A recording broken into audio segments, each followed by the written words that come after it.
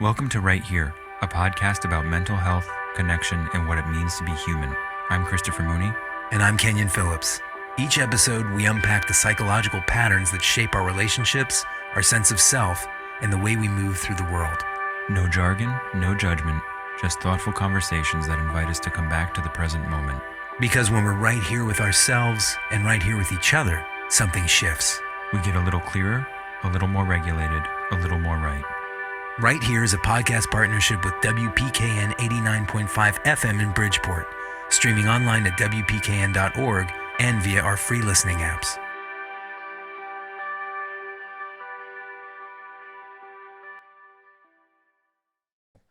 Kenyon, today we are going to talk about The inner critic. That's right, when our voice turns against us. Happens all the time. It does, and this kind of connects to some of the other talks that we've had just about shame. It's going to connect to a lot of shame. It's going to connect to comparison when we're talking about Comparison trap. That's right, and it's also going to connect to anger. So I think talking today about our inner critic and the when our voice it kind of turns against us really kind of ties back to a lot of the things that we've been talking about over time and a lot of our experience. And things that people, humans, struggle with on the daily. Of course. I think everybody we talk to would in at work and also just in our personal life would probably say, they have their own voice kind of going in the background. And it's not always the nicest thing. No. And the fact that negative self-talk is in our own voice means we trust it. We're more likely to trust it. Yeah. And listen to it. Exactly. So today we're going to talk about what the inner critic is. We're going to talk about where it comes from and how it sounds. We're going to talk about kind of like what it costs to us, like, kind of the at what expense do we do this? And then, as always, we're going to talk about how we work with it. And, again, we're going to tap on that. Hey, this is not something that we need to totally avoid and get rid of, but it is something we need to learn to work with. Right. And we don't want it running our lives. No. So how does your inner critic attack you? What's a typical scenario? So a typical scenario might be, you might send an email out and all of a sudden sit there and go, oh man, that was dumb. They're going to see right through this. I looked like an idiot writing that. I made these, I used, Y-O-U-R instead of Y-O-U apostrophe R-E. Right. All these things that start going through and you start thinking, man, I'm just totally dumb. And that person's going to think that I'm the worst. Right. You might look at your kid if you're a parent and go, just looking at them and going, I am failing this person every day. Yeah. Right. You open your phone, you start scrolling through, and that little voice, and we talked about this, that little in the comparison trap, that little voice starts saying, man, everybody else is doing better than I am. Yeah. Why can't I do this? Yeah. I'm not making it. I'm not doing well enough. For me, it's like as soon as I open my eyes, the first thought I often have is, I didn't get enough done. Right. I'm behind the 8 ball. Exactly. That is so common, by the way. Really? I think most people that I've had conversations with, again, professionally and personally, have that open your eyes and boom, man, what's going wrong today? Right. What did I do wrong? What did I not do? What did I not get taken care of? Yeah. It's rare that we open our eyes and go, hey man, I'm crushing it today. It would be nice if we did. But I'd love that. Yeah. Maybe there's medication for that. Yeah. Most of us have some version of this voice, right? And it shows up as commentary, like this inner commentary. We evaluate ourselves. We judge ourselves. It sounds like it's telling the truth because it's our voice. Exactly. And I think that's the difficulty with this is that it always sounds like we can believe it because it's in our own voice. And that's the thing. And that's why it's so insidious.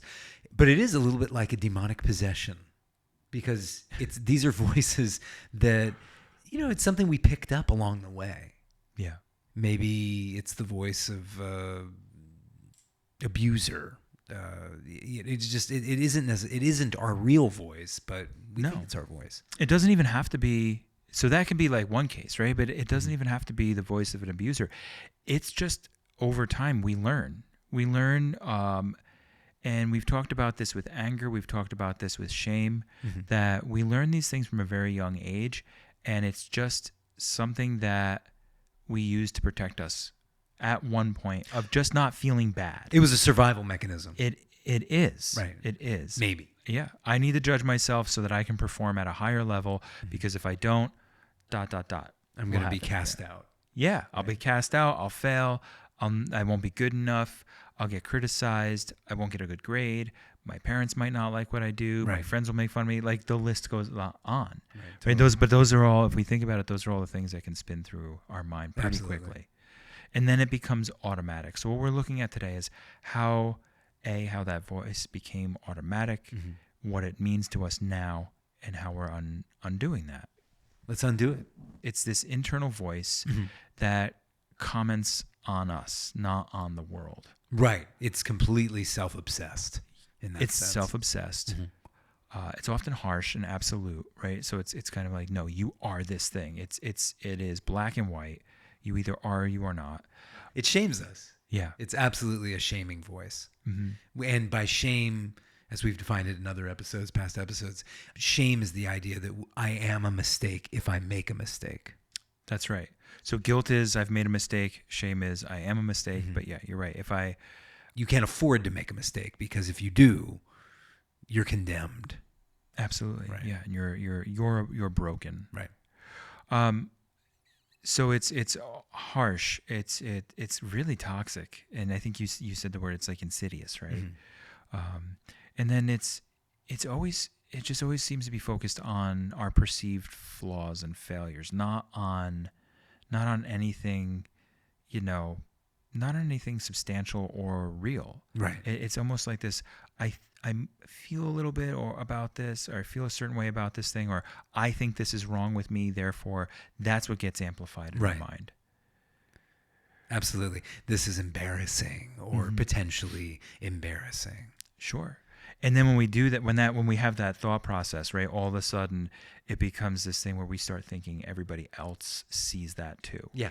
And I think that's where we get caught a lot with our inner critic, is that, and that inner voice, is that if I think something poorly about myself and I think something embarrassing about myself, I already assume everybody else sees that. Right. So I can't even leave the house then. That's right? the thing. At the worst level, I can't leave the house, or, I have to punish myself because it's that way. As opposed to really saying like, no, nobody else actually cares, because everybody else is really worried about their own perceived. That's a useful issues. tool. Yeah. Remember that whenever I'm starting to whenever my inner critic is taking over, I'm becoming self-obsessed. I don't want to leave the house. Right. Just it's healthy to remember nobody's looking, Kenyon. Right. They're all focused on themselves. Yeah. Well, that is helpful. It's so hard though, right? Like, how often are you able to stop yourself and just go like, oh, okay. Like, no, everybody else is worried about themselves. It's really, that's the difficulty again, is that it's your own voice convincing you that this is wrong and you better pay attention. And I think that's the thing, is that it's, when it is our own voice, we want to be able to trust it. We do. We're inclined to trust it. Absolutely. And what is it not? We've talked about what the inner critic is. Yeah. What is it not? It is never and I don't like speaking in absolutes, but it is never a healthy self-reflection. Right. There's nothing healthy about it. I don't have this thing going, I don't have like that. It's never like this super confident, like you're absolutely crushing it. Look at how good you look in that shirt kind of like voice that goes through our heads. It's always something bad. So it's never this like healthy self-critic. It's not even like encouraging, like, maybe you had a struggle this time, but you can do better next time. Constructive criticism. Yeah. It's never like, good job, try hard. Right. You did well enough. Right. It's never that. It's you failed, you suck. Right. It's also not like a genuine conscience. Like, it's not like I hurt someone and I want to repair that. Oh, okay. Right. Yeah. Uh-huh. It's I hurt someone, I'm awful. Right. It's you're a bad person because you did this. Right. Again, the shame. It doesn't allow you to make mistakes. That's right. Without being forever condemned. Yeah, it would be wonderful if I could just like work with some guilt and just be like, I made a mistake, let me fix it. Right. This is the no, you're a mistake, buddy, and you can't undo this. You're inherently broken. No, absolutely. And therefore it's not a realistic or again, constructive assessment of who we are. Right. It's never a voice that's saying like, oh yeah, you made a mistake here, or maybe you could do it better next time. Right. We'll figure it out. Yeah. Which doesn't allow you to ask for help either. Oh, absolutely not. So if you're not able to make that realistic assessment, and you realize something's not your strength, you're never going to reach out and say, hey, I need help with this. Right. Can you give me a hand here?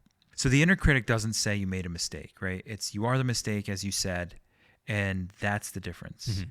And what we really want to focus on, and we'll interject some of these ways to kind of like help address this as we go through it. But we really want to focus on, when we have that negative inner critic going, that voice, is this idea that I just made a mistake. Mm-hmm. I made a mistake, and that's okay. Right. People make mistakes all the time. I love that mantra. I made a mistake, and that's okay. Yeah. Not I am a mistake. Right. That's not okay. It's not. No one's a mistake. Yeah. That's clear. Yeah. When we talked about negative thinking patterns, right? And negativity buffet. The negativity buffet. Mm-hmm. We talked about all or nothing thinking. Right. We talked about generalizing. We talked about globalizing. But that all or nothing thinking is that things are always this way or they're never this way. Right. The inner critic flourishes in that space. For sure. Right? You have to have this idea of you always do this, because that's what attacks our identity. Mm-hmm. So if I think I'm always this way, it's going to chip away at my sense of self and my self-esteem and my confidence. Right. And that's where it becomes really toxic, because it has to exist in absolutes. In absolutes, with these negative thinking styles. Yeah. And that's where, when we've talked about shame before, shame has to exist in absolutes. Our narrative, our story that goes along with, which we talked about. Yeah. What's your story? Mm-hmm. Yeah. It's a very limited story with an inner critic. It is. It's a limited story. It's like a short chapter. It's like a short story I wouldn't want to read. It's a really tragic short story. It is. I'd much rather think of anyone's life, including my own, as like this like, novel. Right. Hopefully. No. With ups and downs. Yeah. But with the inner critic, the story is basically life sucks and then you die.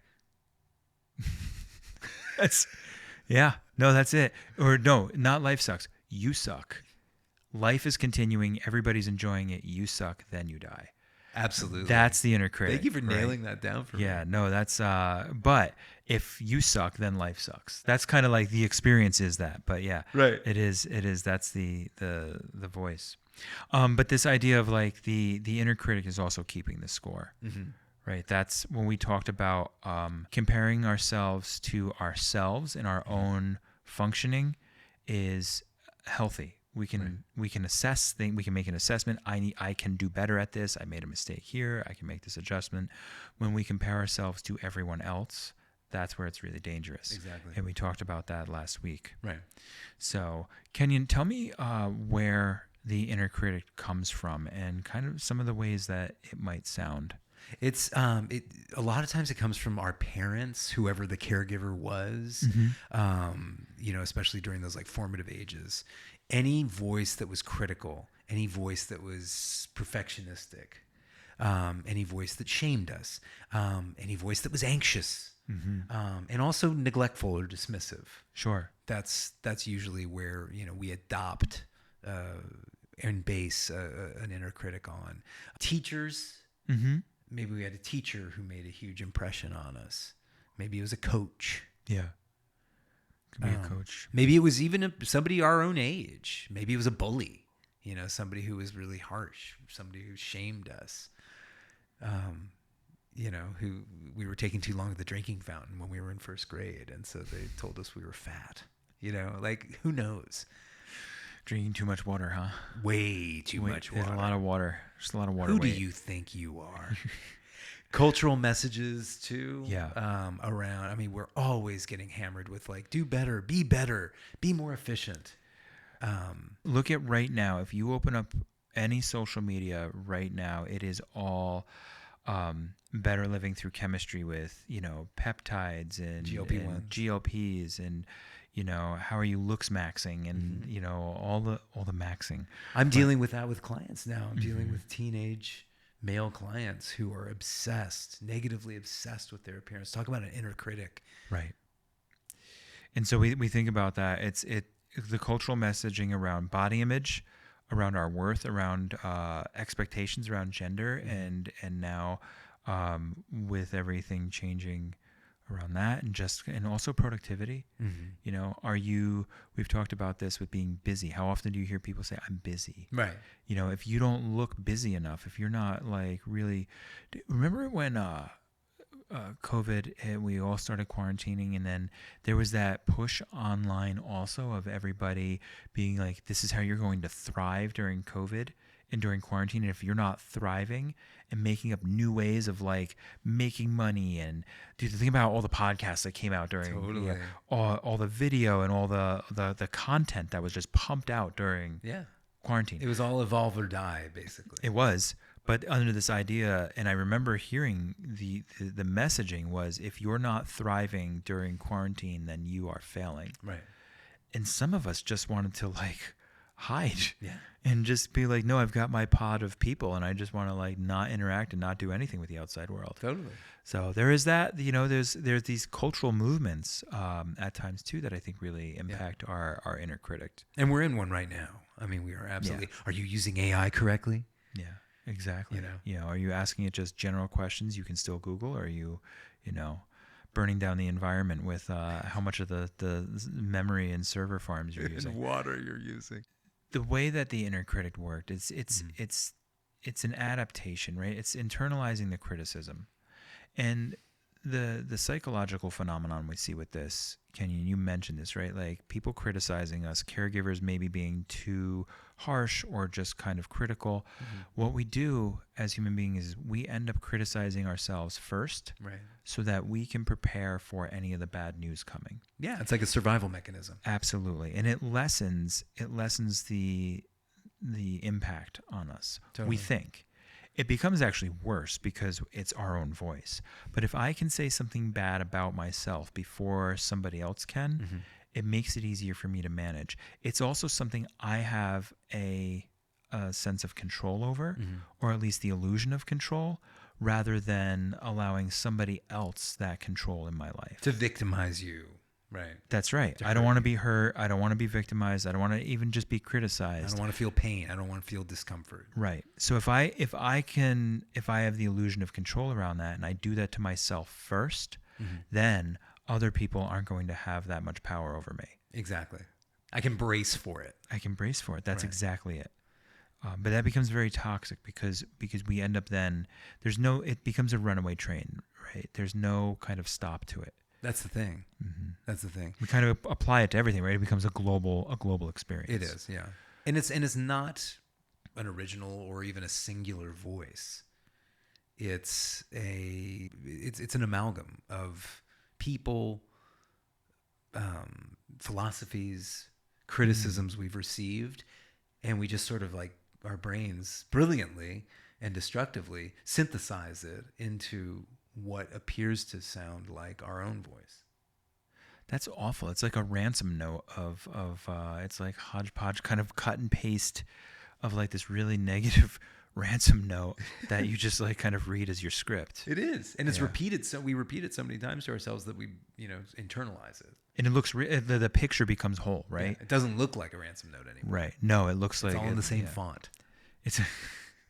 It does, or it looks like this. It is a whole picture then, right? So the sum is greater than each of its parts in that sense, even if it's a negative experience. So it's kind of like your brain's making this collage. Our brains are they really love to play tricks on us this way. Totally. And it really is it is all around survival. Yeah. Like, hey, if I can control this thing. It was the same with anxiety. It's the same with anger. It's the same with, any of the kind of negative experiences or the things we think are negative experiences. Control, you just said. Yeah. Like control being at the heart of it. I think so. Yeah. Yeah. I think a lot of survival. It's survival, but it's wanting to control the feelings. Right. And think about how often you hear people say, I don't want to feel this way anymore. Yeah. Right? I don't want to feel this way at all. And we're always trying to control everything in our lives, everything in society. It's all trying to make our lives easier, faster, better, more compartmentalized, more in silos. And we're looking at all these different ways on how to just control every tiny aspect. Well, if I take this peptide, this is going to control the way my tendons regrow and heal. And if I take this one, it's going to build muscles. And if I take this one, maybe I'll stop losing all my hair. And if I take this one, maybe my skin will look a little bit better. Right. And it's controlling every factor rather than saying, hey, life, like the world is still turning, life is still happening, we're still careening through space. But we're trying so hard to fine tune every little aspect of it. I don't think we're doing so well with it at times. It's the illusion of control. Illusion, yeah. And I think of the great Helen Keller quote, which I'll butcher, but she said, nowhere in nature does security actually exist. Life is either a daring adventure or nothing. We can't control the environment. We can't... we want to. We think that's survival. But it's pain. It's misery. If we're controlling it. If we're struggling for control all the time. Yeah. There's so many things over which we're powerless. That sounds oddly Zen. It is also, totally Zen. It's totally Zen. Yeah. And I think where Zen gets it right, Zen Buddhism gets it right, is that doesn't have to be a cause of concern. We don't have to worry about it. Yes, we don't control. Mm-hmm. The Dharma is the Dharma. Right. Things are going to happen the way they're going to happen, and we can be okay with it. Acceptance of what is. I love that. Things are going to happen. We can be okay with it. Acceptance of what is. And that's the Dharma. Mm-hmm. Yeah. And sometimes the Dharma sucks, as Chodo says, and sometimes it's awesome. Yeah. And the Dharma being the way life is, for those wondering. Yeah. Mm-hmm. Yeah, so it is this idea, right, that life is going to happen. It's funny, as you were talking, I just, you said it so much more eloquently and started talking about the Dharma and Zen, and I'm sitting here just having Jeff Goldblum run through my head from Jurassic Park. No, always. Like, life will find a way. Yeah. That's it. And we can do very little about it. But we can participate. Right. And we can choose to accept it. Right. And so I'm wondering, as we kind of talk about this too, like maybe what some of that acceptance kind of looks like. That's the thing. Yeah. You can embrace it as a chaos. Wasn't he a chaos theoretician? He was. Ian Malcolm, right? Yep. And he was kind of giddily high on the chaos factor. But it doesn't have to be. It can be just something that we accept and we learn to live with. Mm-hmm. And that actually is very liberating. How can it be liberating? It's liberating to accept life on life's terms. Another way to look at it is to say, don't expect what's right, expect what's real. And the idea is not to, keep your head down and brace for whatever, gauntlet you're about to run. But it's to manage expectations so that we can find space to thrive within those managed expectations, within those parameters, as opposed to being let down all the time. So it's really resetting your expectations in life to more of a realistic understanding, as opposed to tying yourself to outcomes. Oh, that's it. Thank you. That's totally it. And in recovery, that's something we talk about all the time. Basically let go of the outcome. Take the next right action, hope for the best, do the best we can, but don't get tied to a particular outcome, because that's the mother of resentment. Do the next right thing. I love that. The next best action. Next right action, yeah. I was thinking, I think about this often, and it's something I've talked with a lot of people I work with about. But this idea, if you go to bed knowing you did everything you could that day, you're waking up the next day already ahead. Mm-hmm. If you can go to bed that way. Mm-hmm. And if you can't, then, make your amends, make your adjustments, identify with intention what you want to do the next day. But if you're doing the next right thing, or you're trying to do the next right thing at every step, then you can wake up the next day and you're already ahead and you're already on that path. You don't have to wake up like screaming and No. with your brain saying that you failed already because you didn't do everything that you were supposed to do. I'm already behind. Yeah. I did wake up today going, I'm already behind, but I was in fact just running 10 minutes late I woke up, I stayed up way too late, watched the World Cup game disappointingly last night. And then and I couldn't go to sleep. So I woke up behind, but I was able to adjust along the way. Which is great. Yeah. And you were able to at some point accept life on life's terms to a certain extent. After I cursed out somebody in front of me for running a yield sign and just cutting me right off, and then crawling up the hill on the way to our office. Ooh, yeah. I was dying, but I did actually take that opportunity to say, I'm going to readjust here. Right. Kenyon, let's kind of go back to maybe some of the things that we might hear also with the inner critic. Ways that the inner critic shows up. Yeah, ways that it shows up, things that in different parts of our life. And I love this conversation that we're having around like kind of like resetting expectations and tying ourselves to outcomes. But let's talk a little bit about where this inner critic comes up in that space too. For sure.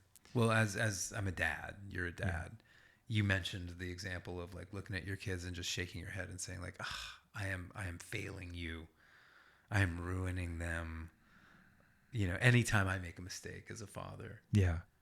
That comes up so much. The other thought that goes through my head so much, and I know our colleague who works with us here, he also wants to start talking about the some of the struggles around parenting. Yeah, the parenting track. And but I have this one is that every other parent I see is doing much better. Right.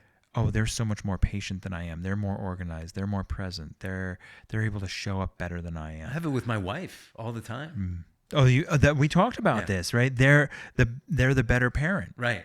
I mean, let's be honest. Our wives are the better parents here, but there's a reason the kids gravitate. So many ways they go to them first. There's a reason they go to their side of the bed. It's the middle of the night. Yes, right. When there's a crisis, they always go to mom. Yeah. But all jokes aside, though, that is what goes through my head all the time. Is they're better. But I also look at other parents and go, God, why are they able to do it so much better than I am? Right. They must not struggle at all. And if they do, it certainly isn't to the same extent that I struggle. Totally. Which is ridiculous. It is. And that's the voice of shame. Right. I'm never enough. Yeah. Body is another place that body and health. Yeah. Especially now, you mentioned like looks maxing and peptides and GLPs. There is definitely, I am on guard when I'm scrolling on Instagram. Like, does their body look better than me? Are they healthier than me? Do they have more hair? Everyone has more hair than me. But you wear it well. Thanks. So it's all about what you become comfortable with. I was just thinking of that too. Like, do you remember people were getting beard implants? Yeah.